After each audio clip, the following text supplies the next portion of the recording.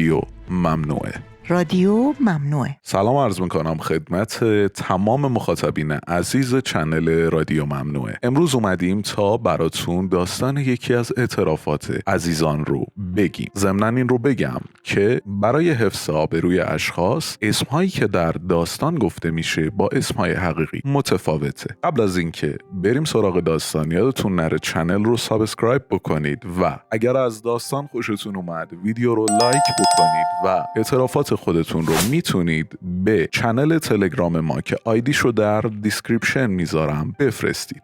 زن جوان در حالی که نگران آینده و سرنوشت دختر کوچکش بود آهی کشید و گفت همسر اول مادرم در یک سانحه رانندگی جان سپرد و مادرم در حالی که 5 فرزند داشت با مرد دیگری به طور موقت ازدواج کرد که به دروغ مدعی بود با همسرش متارکه کرده. او برای اینکه خللی در زندگیش وارد نشود مادرم را رها کرد و مرا نزد خودش برد. تا 4 سالگی پیش پدر و نومادریم زندگی کردم ولی دوست داشتم پیش مادرم برگردم. دیگر از آزار و اذیت‌های نامادریم خسته شده بودم که پدرم مرا پیش مادرم بازگرداند. با جدیت به تحصیل ادامه دادم و شاگرد ممتاز شدم ولی این روزهای خوش طولی نکشید و تلخکامی‌ها به زندگیم بازگشت. سال دوم راهنمایی را گذرانده بودم که پسر جوانی جلوی مدرسه آمد. آن روز ورزش داشتیم که من از محوطه مدرسه نزد آن جوان رفتم تا سوال کنم با چه کسی کار دارد، اما مدیر مدرسه که فکر کرده بود من با آن جوان قرار ملاقات دارم موضوع را برای داییم بازگو کرد. وقتی حسابی کتک خوردم دیگر به مدرسه نرفتم و در یک آرایشگاه مشغول کار شدم. در همین اثنا با برادر دوستم که دانشجو بود ازدواج کردم، اما 3 ماه بعد فهمیدم همسرم با یکی از دوستان نزدیک من روابط نادرستی دارد تا جایی که دانشگاه را رها کرده و در مهمانی‌های شبانه شرکت می‌کند. وقتی همسرم این موضوع را کتمان کرد من هم محل برگزاری مهمانی را به پلیس اطلاع دادم و همسرم روانه زندان شد. 6 ماه بعد از این ماجرا روزی دوست دختر سابق همسرم به منزل ما آمد و مدعی شد از همسرم باردار است. اگرچه همسرم این موضوع را قبول نمی‌کرد اما وقتی آزمایش‌های پزشکی این ماجرا را به اثبات رساند من هم از او طلاق گرفتم تا اینکه مدتی بعد با برادر دوست خواهرم ازدواج کردم تا تجربه‌های تلخ گذشته را فراموش کنم. ولی هنوز 1 ماه از ازدواج من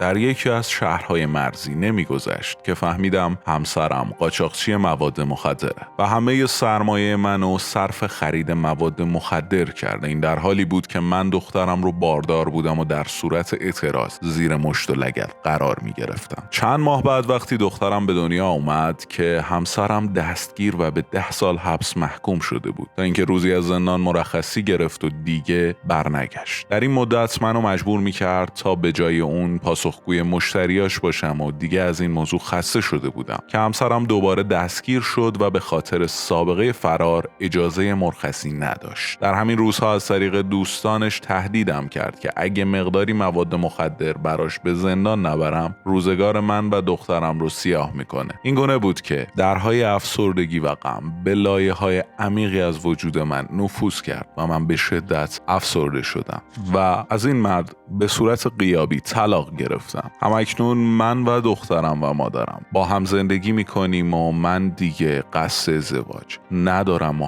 هنوز افسردگیم ادامه داره. برای آدمی بهتر است هرگز به دنیا نیاید تا اینکه به دنیا بیاید و اثری بر جای نگذارد. تا داستان بعدی همراه رادیو ممنوعه بمونید.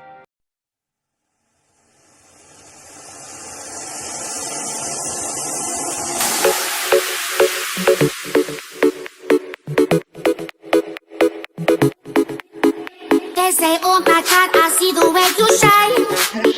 Take your hand, my dear, and place them both in mine. You know you stopped me dead while I was passing by. And now I beg to see you dance just one more time. Ooh, I see you every time. And oh my, I like your style. Ooh, you make me wanna cry. And now I beg to see you dance just one more time. Dance for me, oh. Never seen any people that things you do before.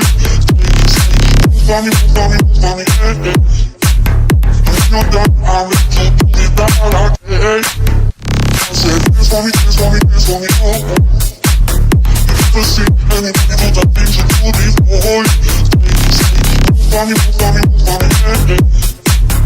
when you're done, I'll make you do it down again. I said, oh my God, I see you walking by. Take my hands, my D, and look me in my eyes. Just like a monkey, I've been dancing my whole life. But you just beg to see me dance just one more time. Ooh, I sing you every time. And for my I like your style. You make me wanna cry.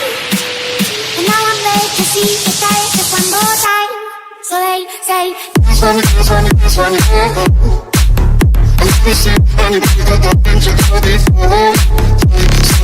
Funny, funny, funny, and when you're done, I'm to be back again.